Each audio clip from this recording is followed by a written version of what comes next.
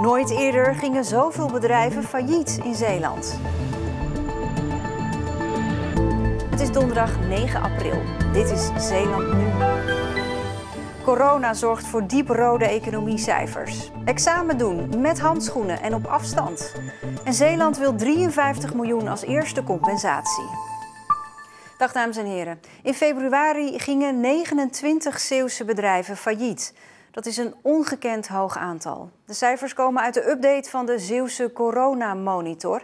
Daarin staan de gevolgen van de coronacrisis voor de Zeeuwse economie.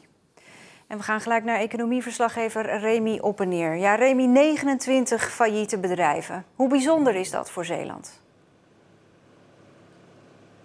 Ja, dat is heel bijzonder. Sinds 2009 worden de cijfers specifiek per maand bijgehouden. En het is nog nooit voorgekomen dat er zoveel Zeeuwse bedrijven in 1 maand failliet gingen. Er moet wel bij aangetekend worden dat vervoersbedrijf TCR in februari omviel. En zij bestonden uit meerdere bedrijven. Maar goed, in maart kwam natuurlijk de coronavirus. Het coronavirus dat grote effecten zal hebben op Zeeuwse bedrijven en de Zeeuwse economie. En het zal interessant om te zien wat daar effecten uiteindelijk van zullen zijn op de Zeeuwse economie. Al hoopt gedeputeerde Johannes de Bat dat het mee zal vallen. Ja, de inzet van alle regelingen is erop gericht om faillissementen te voorkomen. Om te zorgen dat ondernemers de periode waarin we nu in zitten kunnen overbruggen. Zodat ze na de crisis, en wanneer die ophoudt weten we op dit moment niet. Maar dat ze daarna ook weer door kunnen met hun bedrijf. Dat is de inzet. Aan de ene kant hopen we dat zoveel mogelijk ondernemers op de landelijke regelingen kunnen aansluiten. En met het Rijk zijn we op zoek hoe we daar regionaal nog extra zaken aan toe kunnen voegen. Ja, Remy, er zijn vanuit de overheid verschillende regelingen actief, bijvoorbeeld voor ZZP'ers. Wordt daar nou veel gebruik van gemaakt in Zeeland? Ja, absoluut. Er zijn al meer dan 5000 steunaanvragen gedaan door ZZP'ers in onze provincie. Dat is veel, maar we hebben ook relatief veel ZZP'ers. Mensen die in de horeca actief zijn en in de recreatie werken vaak op deze manier. En er zijn natuurlijk ook mensen die buiten de regelingen vallen. En de provincie heeft al aangekondigd dat ze die mensen ook willen helpen. En op zoek gaan naar manieren om hen zoveel mogelijk ook te ondersteunen. Remy, dankjewel. Met handschoenen aan en op 2 meter afstand van elkaar maken VMBO-leerlingen van het Reinaert College in Hulst deze weken hun schoolexamen dat het Centraal Schriftelijk Eindexamen vervangt. Het is een experiment in deze coronatijden. Kijk, we vragen sowieso heel veel van de leerling op dit moment. De leerling moet vooral thuis, online, heel veel aan de slag. Om dan ook te zeggen, je gaat nu nog een aantal belangrijke toetsen van thuis uit maken. Dat is wel heel moeilijk. Om toch aan de richtlijnen te voldoen van het RIVM en de overheid worden de leerlingen volgens militaire precisie naar hun examenplek gebracht. Volgende. Leerlingen moeten bij die pion wachten tot ze naar het volgende punt worden doorgestuurd. Een keer ze daar in de aula aankomen, is weer iemand die hen ontvangt om de jassen op de juiste plek te leggen. Een volgende collega vangt hen op om handschoentjes aan te bieden. Op hun plek doen ze de handschoenen aan en wachten ze tot de toets begint. Ondanks de maatregelen, de verplichte 1,5 meter afstand, vinden de leerlingen het wel fijn om weer even terug op school te zijn. Het voelt wel een beetje raar, zeker na deze tijd. Had je ooit gedacht dat je school zou gaan missen? Op zich niet, maar ik heb het wel een tijdje gemist, ja. Ja, ik had het wel anders verwacht. Maar ik vind het allemaal niet zo erg. Ik vind het wel goed dat er genoeg maatregelen genomen worden en al dat. Want normaal ben je gewend om gewoon bij 2 bij 2 te zitten. En dan is het wel een beetje raar om dan opeens 2 meter van elkaar af te zitten en handschoenen aan te doen. Dat ben je ook niet gewend op school. Leerlingen die bang zijn hoeven niet naar school te komen om een schoolexamen te maken. Zij kunnen dan op een later moment op een andere manier alsnog dit examen doen. Deze manier van examens afnemen is overigens nog maar een proef en alleen nog maar voor VMBO-leerlingen op deze school. Maar als het een succes is, breidt het uit naar alle andere afdelingen op het Reinaert College. De tijd van waarschuwen is voorbij. De veiligheidsregio neemt strenge maatregelen en er worden boetes uitgedeeld. Alles om het coronavirus tegen te gaan. Vannacht zijn 13 boetes uitgedeeld omdat mensen met een groep bij elkaar waren. En nu al zijn populaire wandelplaatsen afgesloten. De boulevard in Vlissingen zou dit paasweekend dichtgaan, maar dat is gisteravond al gebeurd. Net als het afsluiten van het Kopje van Canada in Terneuzen en het parkeerterrein bij Perkpolder. De veiligheidsregio wil dat er zo min mogelijk mensen bij elkaar komen. En de verwachting is dat dat op bepaalde plekken in de provincie toch gebeurt. Daarom deze maatregelen. U bent eigenlijk in overtreding. Ja, sorry, maar gisteren nog niet, want toen stonden die hekken hier nog niet. Begrijpt u de maatregel? Ja, dat is begrijpelijk, want ze verwachten knap drukte. Ik volg ook een beetje het nieuws, dus ja, daar zijn ze bang voor. En ik ben er eigenlijk ook bang voor dat het dan te druk wordt op zo'n soort plaatsen. Ook de bewoners op de boulevard in Vlissingen begrijpen de maatregel die de veiligheidsregio heeft genomen. Ze zijn er zelfs blij mee. Dat vinden wij geweldig. Heerlijk rustig. Ja, het zou eigenlijk elk weekend zo moeten zijn. Begrijpt u de maatregel? Zeker wel. Zeker wel. Ik denk ook dat het heel noodzakelijk is. Ja. Het was hier aan de lopende band toch zo dat de 1,5 meter werd vergeten. Alle Zeeuwse gemeenten hebben lijsten gemaakt van hotspots waar drukte wordt verwacht. En er kan ieder moment ingegrepen worden, laat de veiligheidsregio weten. En dan kijken we nog even naar de meest recente cijfers van het RIVM. Ten eerste goed nieuws, want de afgelopen 24 uur is er niemand in Zeeland aan het coronavirus overleden. 3 Zeeuwen zijn met ernstige coronaverschijnselen in het ziekenhuis opgenomen. Het totaal aantal opnamen van Zeeuwen staat nu op 115. Het totaal aantal doden is 34.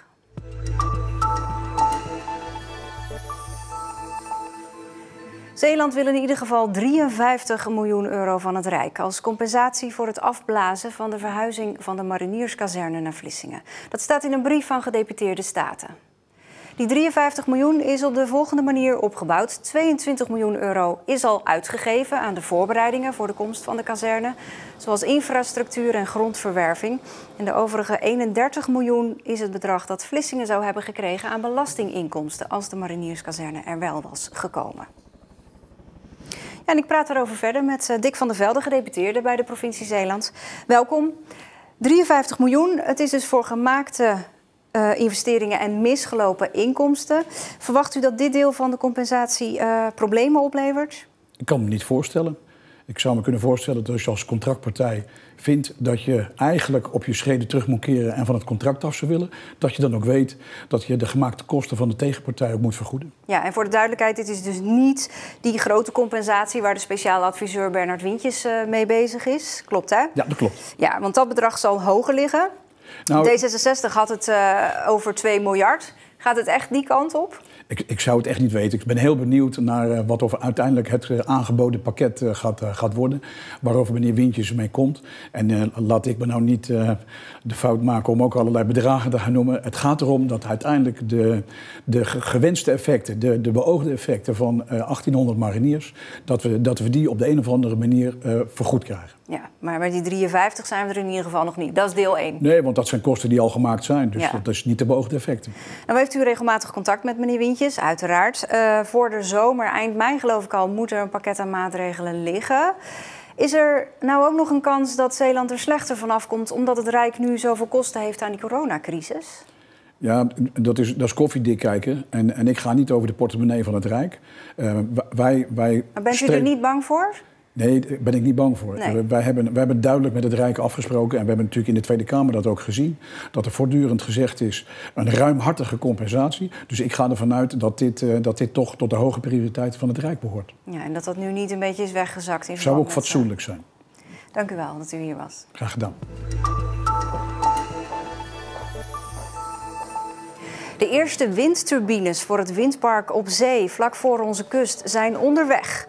Een installatieschip brengt de onderdelen van de enorme windmolens naar de plek van windpark Borselen 1 en 2.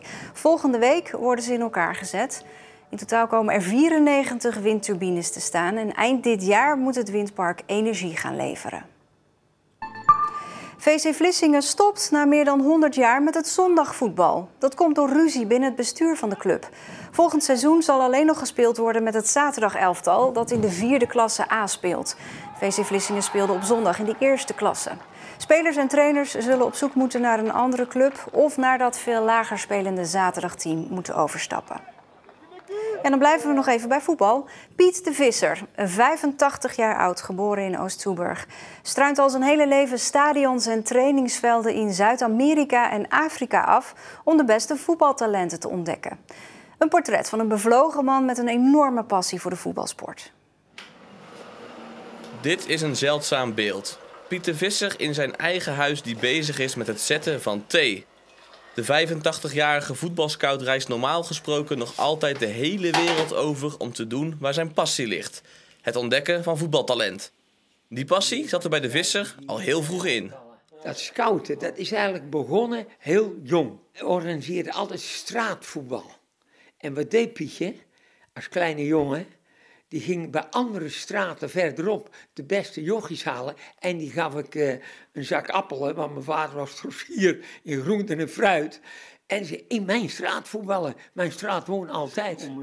De Visser werd trainer van vooral Nederlandse profclubs. Door problemen met zijn hart moest hij daarmee stoppen en toen focuste hij zich op het scouten.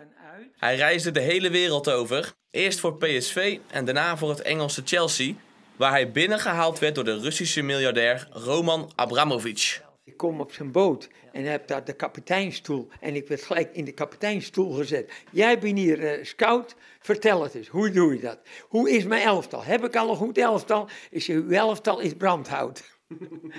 En de bestuurders die erbij waren, die werden boos op mij. Zeiden, zo mag je niet spreken tegen de baas. Ik zei, Mr. Roman, can I tell the truth? Yes or no? You tell the truth. En dan stuurden al die bestuursleden weg. Hij zei, man tegen man, gaan wij over scouting praten. En zo geschiedde. De Visser wordt een vertrouweling van Abramovich en samen halen ze jarenlang de beste voetballers naar Chelsea. Nog altijd werkt de geboren Zeeuw voor de Engelse club, al kwakkelt hij nog altijd met zijn gezondheid. Naast zijn hartproblemen heeft hij ook al meerdere tumoren moeten laten verwijderen.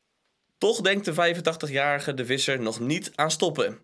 Na zijn scoutingswerk richtte hij ook een voetbalschool op in Ghana. Ik heb geen kinderen, dus ik geef mijn geld, alles naar Afrika voor de arme kinderen. Ik pak de kinderen van de straat die geen kans hebben. Die zet ik in. Ik heb een prachtige academie gebouwd van mijn spaarcentjes. En ik heb de 80 jongens van de straat die trainen. Die eten 3 keer op een dag van mij. Maar ik laat ze ook 3 keer trainen op een dag.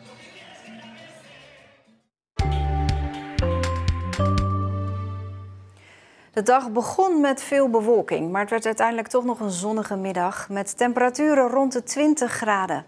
Morgen lijkt op vandaag, maar wel met meer zon. Hetzelfde geldt voor zaterdag en dan is er zondag kans op een bui. En met het weer zijn we aan het einde van Zeeland Nu. Ik wens u een hele fijne avond. Tot later.